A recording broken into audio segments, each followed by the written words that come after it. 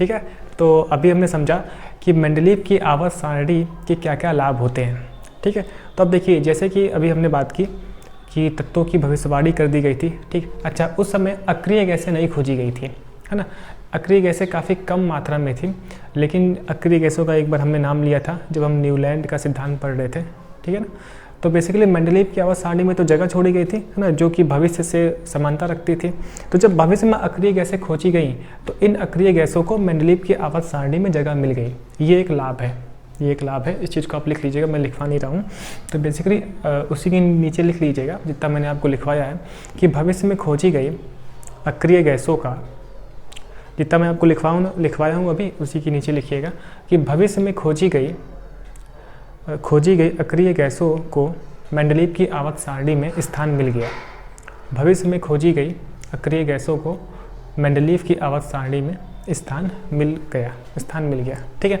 अब देखिए, अक्रिय गैसें कई सारी होती हैं। इन अक्रिय गैसों को हम अभी आधुनिक आवर्त सारणी में अच्छे से पढ़ेंगे। फिलहाल अभी आपके देखने के लिए मैं लिख देता हूँ, है ना।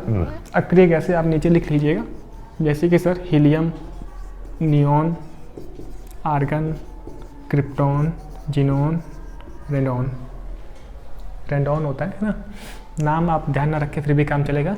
जब हम आधुनिक आवर्त सारणी पढ़ेंगे तो वहाँ से आपको ये नाम सब क्लियर हो जाएगा, ठीक। तो ये अक्रिय गैसें बाद में भविष्य में खोजी गई थी एंड इनको जगह मेंडलीव की आवर्त सारणी में मिल गया।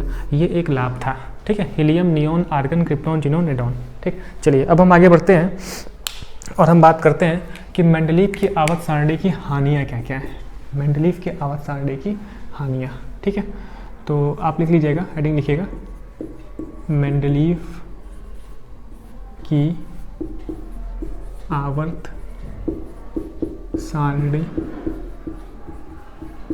की हानियाँ।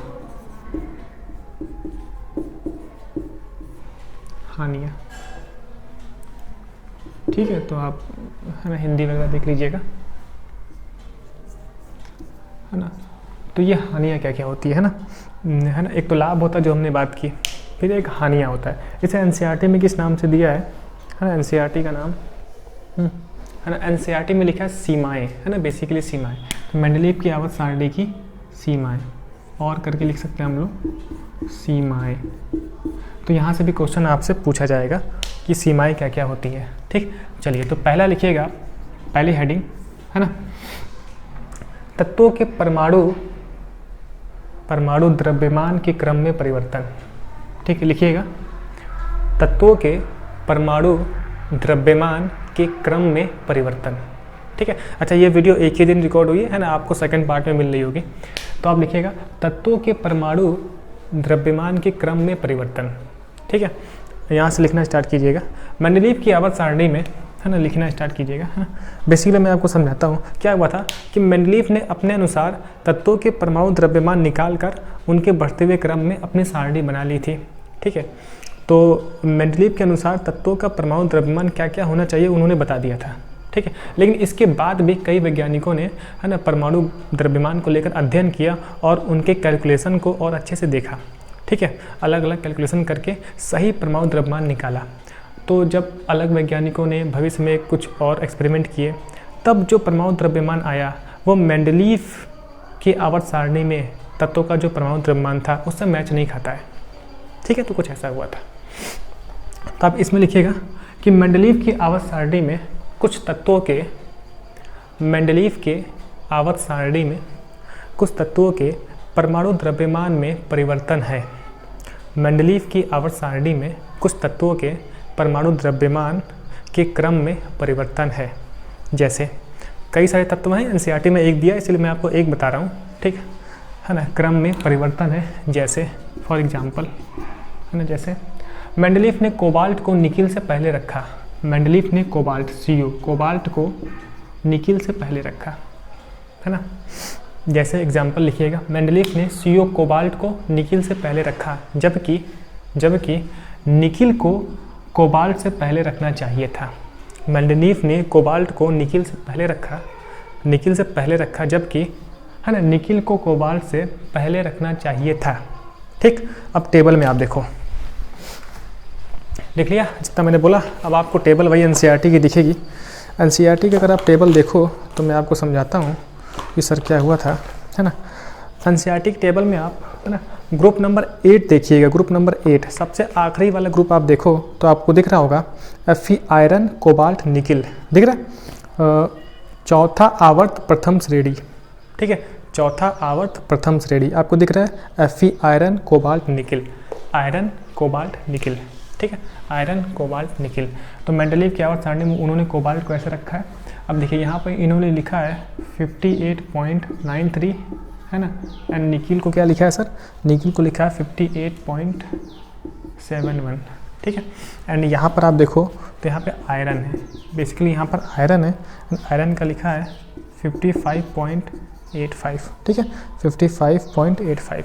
तो बेसिकली मेंडलीव की आवर्त सारणी में ये जो चौथा आवर्त है, चौथा आवर्त है ना, हाँ चौथा आवर्त, ठीक है, प्रथम श्रेणी में, है ना ये। तो बेसिकली अब इस तरीके से हम आवर्त में आगे बढ़ रहे हैं। तो मेंडलीव के अनुसार परमाणु द्रव्यमान का बढ़ता हुआ क्रम होना चाहिए था, यानी कि कोबाल्ट का परमाणु द्रव्यमान निकिल से कम होना चाहिए था। कोबाल्ट का परमाणु द्रव्यमान निकिल से कम होना चाहिए था, लेकिन एक्चुअल में क्या हो गया, निकिल का परमाणु द्रव्यमान कोबाल्ट से कम है। इट मीन्स सर निकिल को पहले रखना था, कोबाल्ट को बाद में रखना था, ठीक है। तो ये जो केस है, तो इसी केस को, है ना, आप बोर्ड में लिख सकते हो।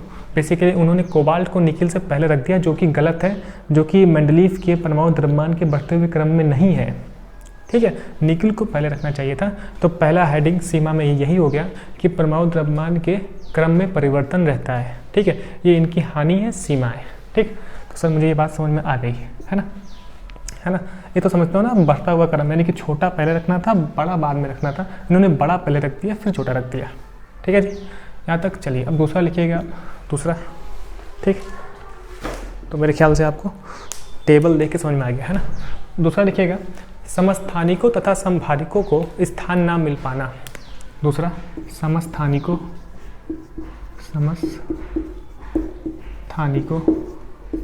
लिखते जाओ मेरे साथ आप, समस्थानिकों तथा समभारिकों को,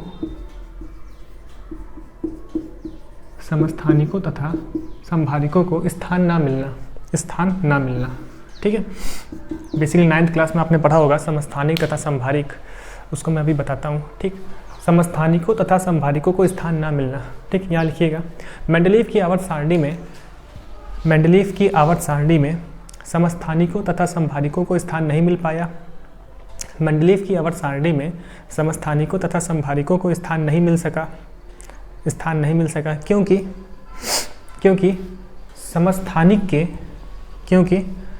समस्थानिक के परमाणु द्रव्यमान भिन्न होते हैं, क्योंकि समस्थानिक के परमाणु द्रव्यमान भिन्न होते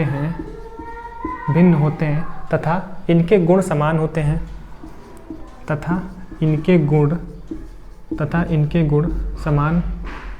हैं, है ना। और समभारिकों के परमाणु द्रव्यमान समान होते हैं,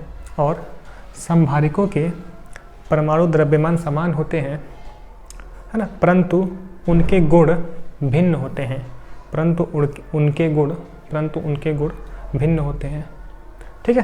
तो दूसरा पॉइंट यही लिखेंगे हम अपने एग्जाम में कि सर समस्थानिकों और समभारिकों को, है ना, मेंडलीव की आवर्त सारणी में स्थान नहीं मिल पाया, ठीक। ये इनकी आवर्त सारणी की एक सीमा है, एक हानि है ना। क्यों? क्योंकि समस्थानिक क्या होते हैं, समस्थानिक कोई दो ऐसे तत्व, है ना, जिनके परमाणु द्रव्यमान भिन्न हो लेकिन उनके गुण समान हो, परमाणु द्रव्यमान भिन्न हो लेकिन गुण समान हो, उन्हें हम सर क्या बोलते हैं, समस्थानिक, है ना। परमाणु द्रव्यमान भिन्न है, गुण समान है, तो इस चक्कर में ना वो अरेंज नहीं कर पाए थे, व्यवस्थित नहीं कर पाए थे, इन तत्वों को अपनी सारणी में जगह नहीं दे पाए थे, तो हम यही लिखते हैं, ठीक। समभारिक में सर क्या होता है, समभारिक, समान भार, यानी कि सर ऐसे दो तत्व या फिर दो से ज़्यादा तत्व जिनके परमाणु द्रव्यमान समान हो परंतु उनका गुण भिन्न हो, परमाणु द्रव्यमान समान हो परंतु उनका गुण भिन्न हो, इन्हें हम सर क्या बोलते हैं, समभारिक, ठीक। तो इस वजह से, इनकी ये प्रॉपर्टी होने की वजह से समस्थानिकों और समभारिकों को आवर्त सारणी में, मेंडलीव की आवर्त सारणी में जगह नहीं मिल पाया, तो ये इनके नियम की एक हानि है, ठीक है। चलिए अब तीसरा हम हानि पढ़ते हैं, जो कि सबसे ज़्यादा इम्पॉर्टेंट है, जो कि सर सबसे ज़्यादा इम्पॉर्टेंट है और जो अपने है ना हाई स्कूल बोर्ड एग्ज़ाम में आ सकता है। ठीक है ना, जो अपने हाई स्कूल बोर्ड एग्ज़ाम में आ सकता है। इसको रफ करने के बाद मिलता हूँ। ठीक है, ठीक है। चलिए तो सबसे ज़्यादा इम्पॉर्टेंट और तीसरी जो इनकी लिमिटेशन है, जो सीमा है, वो सर क्या है? हाइड्रोजन की परिस्थिति, हाइड्रोजन की स्थिति में अनिश्चितता। लिख लीजिएगा आप, हाइड्रोजन की, जिसको हम थोड़ा अच्छे समझेंगे, हाइड्रोजन की स्थिति में अनिश्चितता, हाइड्रोजन की स्थिति में अनिश्चितता। ठीक है, यानी कि हाइड्रोजन की स्थिति क्या होगी आवर्त सारणी में, मेंडलीव की आवर्त सारणी में, ये स्पष्ट नहीं हो पाया। हम आगे चल के पढ़ेंगे आधुनिक आवर्त सारणी, उसमें भी अभी भी हाइड्रोजन की स्थिति को लेकर विवाद है, वो स्पष्ट नहीं है। ठीक, तो फिलहाल मेंडलीव की आवर्त सारणी में हाइड्रोजन की स्थिति को लेकर ये बात क्लियर नहीं है कि हाइड्रोजन का मुझे कहाँ रखना चाहिए, ठीक है। ऐसा क्यों? तो दो प्रॉपर्टी है ना। पहला इसमें लिखिएगा, है ना, इसमें लिखिएगा हाइड्रोजन क्षार धातुओं के समान, है ना, गुण प्रदर्शित करता है। लिखिएगा हाइड्रोजन, है ना, पॉइंट लिखिएगा, हाइड्रोजन क्षार धातुओं के समान गुण प्रदर्शित करता है ना। हाइड्रोजन क्षार धातुओं के समान गुण प्रदर्शित करता है तथा उनके समान क्लोराइड, ऑक्साइड तथा सल्फाइड बनाता है, तथा उनके समान क्लोराइड, ऑक्साइड तथा सल्फाइड बनाता है, तथा उनके समान क्लोराइड, ऑक्साइड, है ना, ऑक्साइड तथा सल्फाइड बनाता है ना। और इनके ही समान हाइड्रोजन के बाह्यतम कोश में एक इलेक्ट्रॉन है, और इनके ही समान हाइड्रोजन के बाह्यतम कोश में एक इलेक्ट्रॉन है, हाइड्रोजन के बाह्यतम कोश में एक इलेक्ट्रॉन है।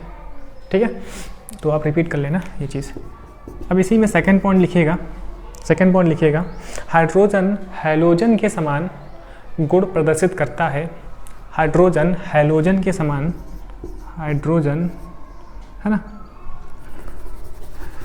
हाइड्रोजन हैलोजन के समान, है ना, हाइड्रोजन हैलोजन के समान गुण प्रदर्शित करता है। ठीक है, जिस प्रकार हैलोजन द्विपरमाणुविक होते हैं, जिस प्रकार हैलोजन द्विपरमाणुविक होते हैं, ठीक उसी प्रकार हाइड्रोजन भी द्विपरमाणुविक रूप में रहता है। जिस प्रकार हैलोजन द्विपरमाणुविक होते हैं, उसी प्रकार हाइड्रोजन भी द्विपरमाणुविक, हिंदी तो आप लिख लेते हो ना, द्वि प्रथम और एक द्वि होता है, तो हाइड्रोजन भी द्विपरमाणुविक रूप में रहता है, द्विपरमाणुविक रूप में रहता है। इसलिए हाइड्रोजन की स्थिति को लेकर अनिश्चितता है। इसलिए हाइड्रोजन की स्थिति को लेकर अनिश्चितता है, तथा आवर्त सारणी में इसका स्थान नियत नहीं है। तथा आवर्त सारणी में कौन सी? मेंडलीव की आवर्त सारणी। तथा आवर्त सारणी में इसका स्थान नियत नहीं है, ठीक है, अब मैं आपको समझाता हूँ। बेसिकली होता क्या है कि हाइड्रोजन की स्थिति अनिश्चित है, हाइड्रोजन की स्थिति को लेकर विवाद है, हाइड्रोजन की स्थिति क्लियर नहीं है आवर्त सारणी में कि कहाँ रखा जाना चाहिए। इसके पीछे दो रीज़न है। पहला रीज़न सर क्या है कि मेंडलीव क्षार धातुओं के समान, है ना, क्षार धातुओं के समान बिहेवियर दिखाता है। कहने का मतलब सर क्या है, देखो आप, एक होती है क्षार धातुएं, है ना, तो पहला रीजन हम ये देते हैं कि सर मेंडलीव जो है वो क्षार धातुओं के समान गुण प्रदर्शित करता है। क्षार धातु जैसे, है ना, पोटेशियम, सोडियम, पोटेशियम, लिथियम। ठीक, जिस प्रकार क्षार धातुओं के बाह्यतम कोश में एक इलेक्ट्रॉन होता है, लिथियम 3 होता है सर, तो 2,1, 3। सोडियम सर 11 होता है, 2,8,1, है ना। पोटेशियम सर 19 होता है, 2,8,8, है ना, 1,19। ठीक। तो इलेक्ट्रॉनिक विन्यास 9th क्लास में हमने सीखा था हल्का फुल्का, ठीक है ये चीज़। तो जिस प्रकार है ना क्षार धातुओं के बाह्यतम कोश में एक इलेक्ट्रॉन होता है, दिख रहा है आपको, है ना, ठीक उसी प्रकार हाइड्रोजन के भी, है ना, हाइड्रोजन के भी बाह्यतम कोश में एक ही इलेक्ट्रॉन होता है। हाइड्रोजन का तो एटॉमिक नंबर, परमाणु क्रमांक 1 होता है ना। इलेक्ट्रॉनिक विन्यास परमाणु क्रमांक के आधार पर लिखे जाते हैं, ये बात हमें पता है, ठीक, 1, ठीक है। तो दिखा, यानी कि सर हाइड्रोजन क्षार धातुओं के समान गुण प्रदर्शित कर रहा है। जिस प्रकार क्षार धातुओं के बाह्यतम कोश में एक इलेक्ट्रॉन होता है, वैसे हाइड्रोजन के भी बाह्यतम कोश में एक इलेक्ट्रॉन है। तो इस हिसाब से तो सर हाइड्रोजन को, क्योंकि इनके समूह में क्या था, आवर्त सारणी का जो नियम है वो क्या है कि समान गुणधर्म वालों को साथ में रखना था। तो इस हिसाब से तो हाइड्रोजन का गुणधर्म इससे समान मिल रहा है, क्षार धातुओं से समान मिल रहा है, तो हाइड्रोजन को मुझे इसके साथ रखा जाना चाहिए था। लेकिन हाइड्रोजन का गुण हैलोजन से भी मिलता है, तो यहाँ रखो, तो यही विवाद है, ठीक। चलिए हम और आगे बढ़ते हैं। मैंने आपको एक बात और समझाई अभी, ठीक। जिस प्रकार, है ना, क्षार धातुओं के क्लोराइड ऑक्साइड सल्फाइड बनते हैं, जैसे सोडियम का क्लोराइड NaCl, सोडियम का ऑक्साइड Na2O, सोडियम का सल्फाइड Na2S, है ना। जैसे पोटेशियम का क्लोराइड KCl, पोटेशियम का ऑक्साइड K2O, पोटेशियम का सल्फाइड K2S, ठीक है। ऐसे ये बात आप लिखिएगा भी, मैं समझा रहा हूँ कैसे कैसे, है ना। तो जिस प्रकार क्षार धातु के क्लोराइड ऑक्साइड सल्फाइड्स होते हैं, ठीक इसी प्रकार हाइड्रोजन भी अपना क्लोराइड बनाता है HCl, बस Na की जगह H है ना, ऑक्साइड H2O, Na की जगह H है, सल्फाइड H2S, ठीक है, दिख रहा है। तो जिस प्रकार क्षार धातुओं के क्लोराइड ऑक्साइड सल्फाइड्स होते हैं, वैसे ही हाइड्रोजन भी क्लोराइड ऑक्साइड सल्फाइड बनाता है, ठीक। तो भाई साहब यहाँ से क्लियर हो रहा है कि सर हाइड्रोजन के जो गुणधर्म है ना, वो क्षार धातुओं के समान मिल रहे हैं, यानी कि सर हाइड्रोजन को आप क्षार धातुओं में रख दो, है ना। तो इस तर्क के हिसाब से हाइड्रोजन को मुझे क्षार धातुओं के साथ रखा जाना चाहिए था, है ना। लेकिन इत्तेफाक से क्या हो गया, इत्तेफाक से हाइड्रोजन जो है वो हैलोजन के साथ भी समानता रखता है ना। हैलोजन को हम क्या बोलते हैं सर, हैलोजन को हम X से शो करते हैं, X से, और इसकी एक संयोजकता होती है ना।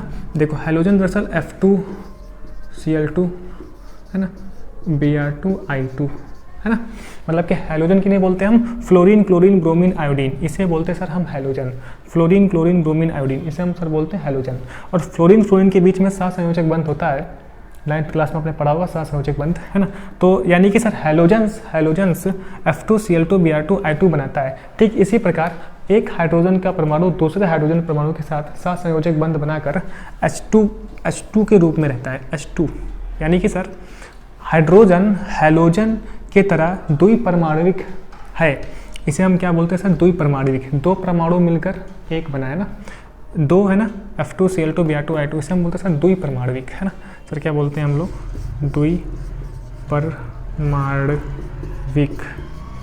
द्विपरमाणविक, ठीक है। तो जिस प्रकार हाइड्रोजन द्विपरमाणविक रूप में रहते हैं, वैसे ही सर हाइड्रोजन भी द्विपरमाणविक रूप में रहता है। एक हाइड्रोजन दूसरे हाइड्रोजन के साथ कोवैलेंट बॉन्ड बनाकर सहसंयोजक बंध बनाकर H2 के रूप में रहता है। तो इस तर्क के तो हिसाब से सर हाइड्रोजन को आप हैलोजन के ग्रुप में रख दो, है ना। तो इसी वजह से है ना हैलोजन, है ना, हाइड्रोजन क्षार धातुओं के साथ गुण में समानता रखता है ना, ठीक। और हाइड्रोजन हैलोजन के साथ भी गुण में समानता रखता है, ठीक। इसी वजह से हाइड्रोजन का स्थान सारणी में नियत नहीं है कि इधर रखे कि इधर रखे, ठीक है। तो ये बहुत ही खास बात है, बहुत ही इंपॉर्टेंट बात है, जो मुझे बोर्ड में लिखनी है अगर आपको आ जाए तो मैंने कई सारी बातें आपको समझा दी, ठीक। तो जितना मैंने बोल के लिखवाया वो लिख लिया। अब फिर लिख लो आप क्षार धातुएं, सोडियम पोटेशियम लिथियम, फिर ऐसे आप इसको बना लो, है ना, फिर आप ऐसे बना लो, है ना। हाइड्रोजन के यौगिक हैं, सोडियम के हैं, ये पोटेशियम के हैं, है ना, ठीक। जो मैंने बोल के लिखवाया सर उतना लिखोगे आप, है ना। फिर सर आप ऐसे बना लोगे फॉर एग्जांपल करके क्षार धातुएं ऐसे ऐसे, फिर जैसा मैंने लिखा है अभी, है ना, ऐसे ऐसे ये लिख लेना। फिर हैलोजन लिख के ये लिख लेना, है ना। इन्हें हम बोलते हैं हैलोजन, और हैलोजन के ही समान हाइड्रोजन भी द्विपरमाणविक है। हाइड्रोजन भी सर क्या है, द्विपरमाणविक है ना। इस वजह से यहाँ रखे कि वहाँ रखे, इसी बात का सर क्लियर नहीं है, स्पष्ट नहीं है, ठीक। तो फिलहाल हमने ये समझा कि किस तरीके से हमारे पास क्या क्या हानियाँ हैं, ठीक है। मेंडलीव की आवर्त सारणी में क्या हानियाँ हैं, तो 3 हानियाँ हमने देखी। सबसे खास हानि ये थी, सबसे खास हानि ये थी, ठीक है, ये चीज़, ठीक है, अब तक क्लियर। चलिए, तो अभी तक हमने ये पढ़ लिया कि मेंडलीव की आवर्त सारणी क्या होती है, उनमें लाभ क्या होता है, उनमें हानियाँ क्या होती है। ये आपको 2 पार्ट में वीडियो मिला, 2 पार्ट में मिला, एक पहला वीडियो फिर ये वीडियो। ठीक, चलिए अब हम नेक्स्ट क्लास में पढ़ेंगे आधुनिक आवर्त सारणी क्या होती है, आधुनिक आवर्त सारणी के लाभ और हानियाँ। फिर हम करेंगे इस चैप्टर से रिलेटेड क्वेश्चंस को। ठीक है, तो अभी तक देखते रहने के लिए बहुत बहुत धन्यवाद। मिलते हैं नेक्स्ट लेक्चर में।